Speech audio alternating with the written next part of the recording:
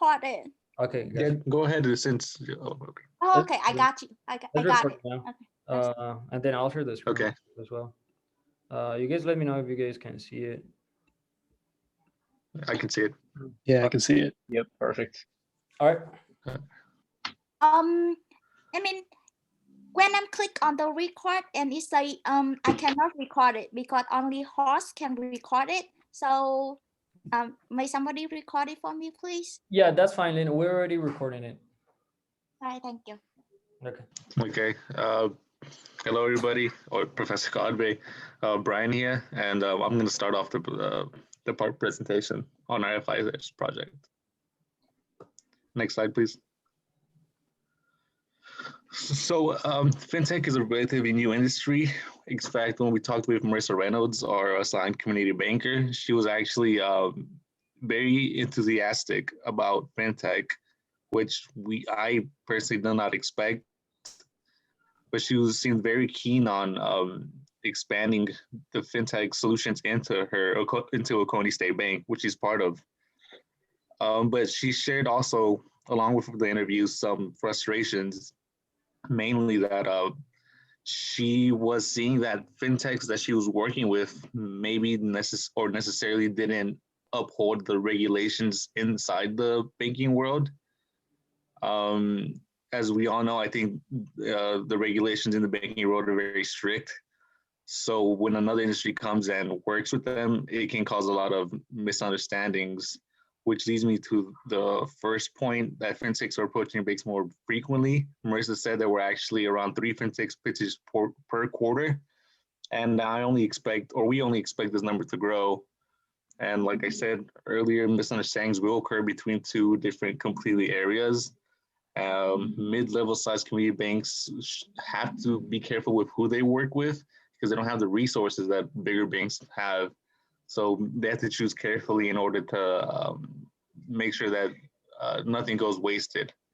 Another thing about fintech is that being relatively new, they have to explain things not only to the bank executive or managers themselves, but they somehow have to make sure that the bank customers understand the technology and feel comfortable with it. We're asking customers to put in their information into blockchain, and blockchain, I don't think you can explain it barely to college students, let alone 50-year-olds, 40-year-olds, 30-year-olds. There's no rubric to explain to them.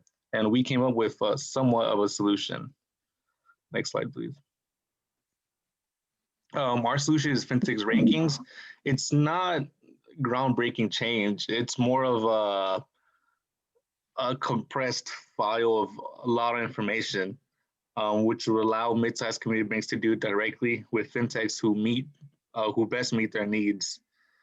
Like I said, it would save them a lot of time and resources, which they don't have compared to bigger banks. Convenience is everything in our century. We grew up, or I think I can speak for everybody here, we're around the same age group. We grew up around smartphones, then laptops that weighed almost nothing, banking on just 3 swipes. I can send money to my dad or my grandfather. I mean, it's really unbelievable how the convenience changes your habits. And if we did the same thing for community banks with fintechs, I think we believe that they would seek fintech companies more often, and then it would increase their business. Fintech companies. It would be third-party controlled, so there would be no biasm between the companies. And we think it was best if this website per se were updated quarterly. Like I said, it would be like a compressed website of information, and it would just make things a lot easier to understand and read, especially in such a new industry. And I'll pass it along. Thank you. So hello, everyone. So the way we're doing this is basically based on a ranking system. And that is going to be the advantage for those fintech companies that have been doing an awesome job lately. So we propose the following rubric. First, we're going to label experience, or we're going to look into experience, then projects recently completed, then customer rating and inquiries. And I'll go ahead and my teammates, we're going to explain each of these individually.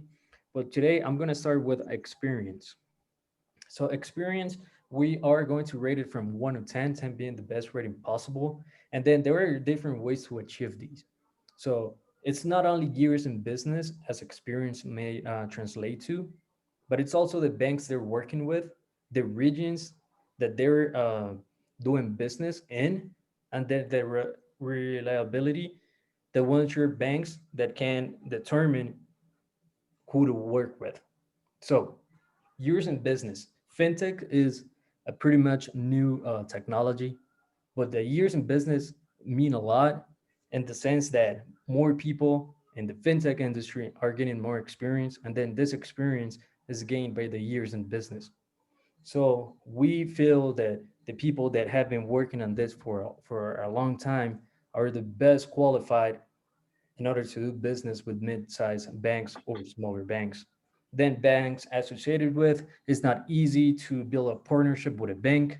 So we also take into account that the relationships or the network that they have built, the regions in business, this is important. We not only have the south, the east, the west, or the north, but also the Gulf Coast region is an incredible region to work with. So this will also allow the smaller banks to partner with these fintechs and work towards the same goal. And at the end, this is going to help us to determine what fintech can work with each individual bank. And then I'll pass it along to my teammate. So fintech rankings, another thing that it will show is their last projects. So this is another measure that's going to be on a scale from 1 to 10, with 10 being the best rating possible. To get a 10, it is determined by factors such as time period.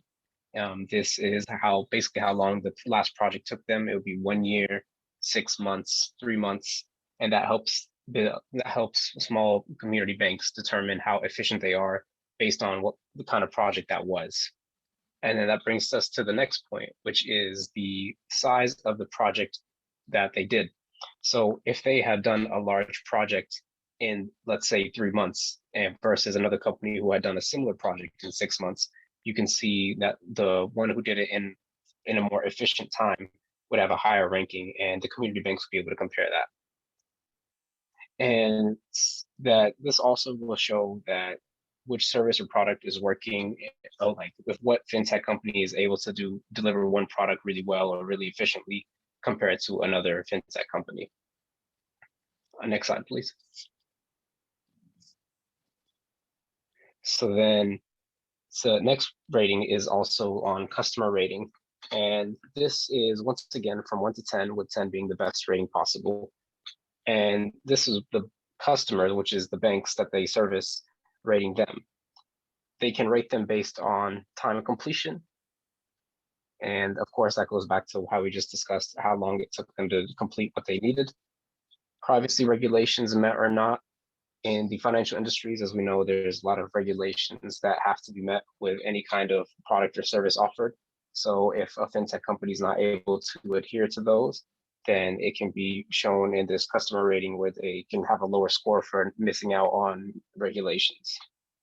And then lastly would be the service or product satisfaction, and basically how satisfied the customer is with the fintech product that they received and that they partner with that company for.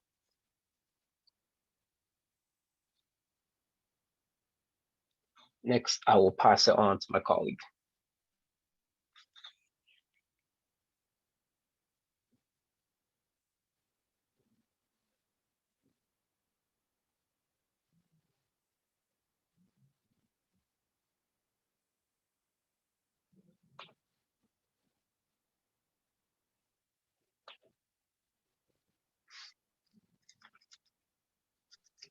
The inquiry, it would be from 1 to 10, 10 being the best rating possible.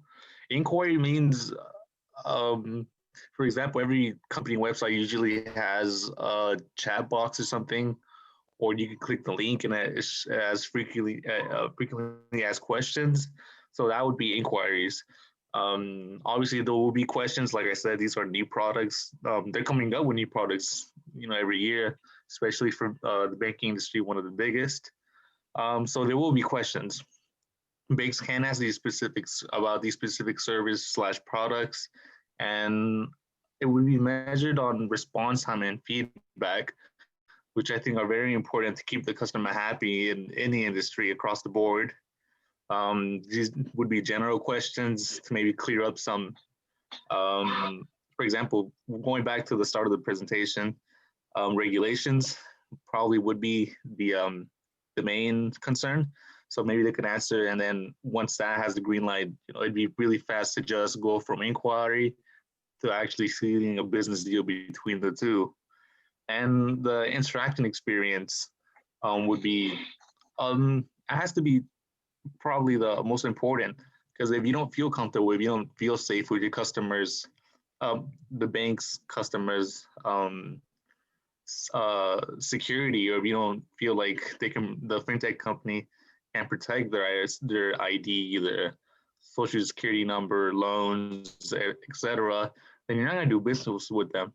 So the interaction experience can tell us a lot about what rating it would have.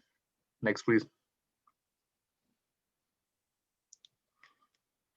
The fintech's rating example. Experience last project's customer inquiry, it would be a 9 would be high, 6 would be relatively above average if we're considering 5 the middle ground. Customer rating is, it could be better. An inquiry could be better, but it could be for a number of different reasons. The way we saw this particular example is maybe the product service isn't that attractive to banks. Maybe they have a system, or and maybe they have a system where it doesn't save time or it doesn't save resources compared to what they're spending with the fintech company for what they have. So maybe it's not working for them. Like I said, customer rating is great, which could mean the company is recognized brand within the industry. Interaction with potential banks is above average, and this would result in more sales for the fintechs and broader recognition if they don't have it already. Not to Lynn. Okay. How the fintech is checking the banking industries? We have 5 things. The first of all, fintech is indispensable part of modern life today. The second thing, fintech is evolving every day. The pros is new fintechs are regularly born. The third, fintech products, model algorithms, and software that help company and customer in financial operations and measurements. The fourth, fintech with low price but is still using the modern technologies and excellent security than other banks. The last thing, fintech contribute to economic growth.